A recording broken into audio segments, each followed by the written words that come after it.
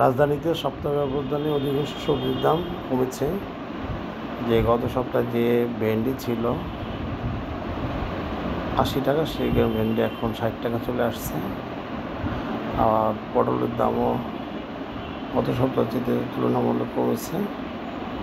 শসার দামও ১০ টাকা কেজি কমেছে। শসা বিক্রি হচ্ছে ৬০ থেকে ৭০ টাকা করে। চিচিঙ্গা বিক্রি হচ্ছে ৬০ টাকা করে। তবে বাড়তি দাম রয়েছে বেগুন কেজি বিক্রি হচ্ছে ৮০ টাকা করে। লাউয়ের দামও তুলনামূলক কমেছে, ৫০ টাকা। তবে আলুর দাম ৫ টাকা বেড়েছে, আলু বিক্রি হচ্ছে ২৫ টাকা করে। আর মোটামুটি সবজির দাম তুলনামূলক কমছে। সবাই ভালো থাকুন, সুস্থ থাকুন। আল্লাহ হাফেজ। আর আমাদের পাশে থাকুন।